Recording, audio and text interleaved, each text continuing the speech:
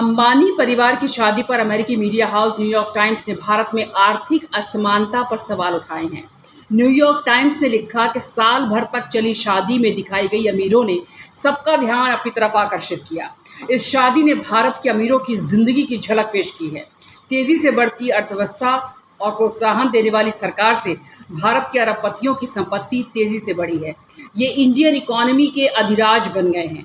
Phone networks और अस्पतालों से लेकर सुपरमार्केट्स तक उनका कंट्रोल में है। आप समझ सकते हैं कितनी बड़ी बात यहाँ पर कही गई है। न्यूयॉर्क टाइम्स ने Oxfam the rise of billionaire Raj की रिपोर्ट का हवाला देते हुए बताया है कि भारत में साल 2000 में सिर्फ 9 अरबपति थे। ये अब 200 हो चुके हैं। फोर्ब्स के मुताबिक इनके पास $1 ट्रिलियन है, जो देश की जीडीपी का 1/3 है, जबकि इसी देश में एक बड़ी आबादी गरीबी रेखा से नीचे रहती है। टाइम्स ने भारत की असमानता की तुलना 19वीं सदी के अमेरिका से की है, वो दौर जिसमें धांधली, भ्रष्टाचार और लोगों का शोषण कर अरबपति बने अमेरिकी बिजनेसमैन अपनी दौलत का दिखावा करते थे, जबकि लोग गरीबी में जीने को मजबूर थे। ब्रिटेन के मीडिया हाउस बीबीसी ने लिखा है कि मुकेश अंबानी दुनिया के 10वें सबसे अमीर आदमी हैं। फोर्ब्स के मुताबिक उनकी संपत्ति $115 बिलियन है।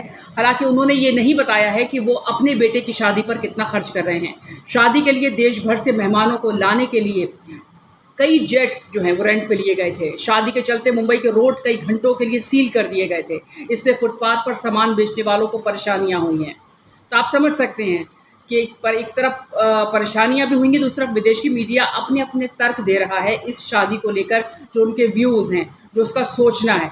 अब कतर का अल जज़ीरा की हम यहाँ पर अगर बात कर लें तो कतर के मीडिया हाउस अल जज़ीरा ने लिखा है कि अंबानी की शादी में हद से ज़्यादा पैसा खर्च हुआ है। मीडिया हाउस ने शादी के 2 पक्ष पेश किए हैं। एक में रिलायंस के अधिकारी के हवाले से लिखा है कि ये शादी भारत के बढ़ते इकोनॉमिक रुतबे को दिखाती है, और वहीं एक में विपक्ष की बात रखी है, जिसमें केरल के नेता थॉमस इसाक के हवाले से शादी पर किए गए खर्च को गरीबों और धरती पर किया गया पाप बताया है। CNN ने लिखा है कि इतनी लंबी शादी नहीं देगी। CNN ने लिखा है कि अनंत अंबानी और राधिका मर्चेंट का वैवाहिक समारोह 29 दिसंबर को शुरू हुआ था, जो जुलाई में भी जारी रहा। भारत में शादी समारोह का कई दिनों तक चलना आम बात है, लेकिन 7 महीने तक चलने वाली शादी शायद ही कभी देखी हो या सुनी हो। इस रिपोर्ट में 29 दिसंबर को हुई सगाई से लेकर 12 जुलाई की शादी तक हुए हर इवेंट के बारे में बताया गया है। रिपोर्ट में आगे लिखा गया है कि अनंत अंबानी और राधिका की शादी को लेकर लोगों में उत्साह है, लेकिन पीछे कुछ आलोचनाएं भी हैं। उनके मुताबिक ये शादी अमीरों और गरीबों के बीच बढ़ती हुई असमानता की ओर इशारा करती है। जी, ये असमानता की ओर इशारा करती है। अंबानी परिवार को भी इसका एहसास है और इसलिए शायद उन्होंने कुछ समारोह किए थे, दान पुण्य के भी काम किए हैं। इस बीच में इस महीने की शुरुआत में उन्होंने 50 गरीब जोड़ों के लिए सामूहिक विवाह का आयोजन भी किया और इन जोड़ों को जेवर और उनके सामान भी दिया। ये तमाम चीज़ें भी उन्होंने साथ साथ की हैं, लेकिन फिर भी आलोचना से बच नहीं पाए। गार्जियन ने क्या लिखा है? गार्जियन ने लिखा है कि तमाशे पर 5,000 करोड़ रुपए खर्च किए गए हैं। ब्रिटिश अखबार द गार्जियन ने अंबानी परिवार की तुलना ब्रिटेन के शाही परिवार से की है। विंडसर ब्रिटेन के शाही परिवार का अंतिम नाम है। ये नाम शाही निवास के नाम पर रखा गया है। अखबार ने लिखा है कि मुकेश अंबानी भारत के सबसे अमीर शख्स हैं। उन्होंने कुछ सालों में बेतहाशा खर्च किया है। उनका घर एंटीलिया दुनिया का सबसे महंगा घर है।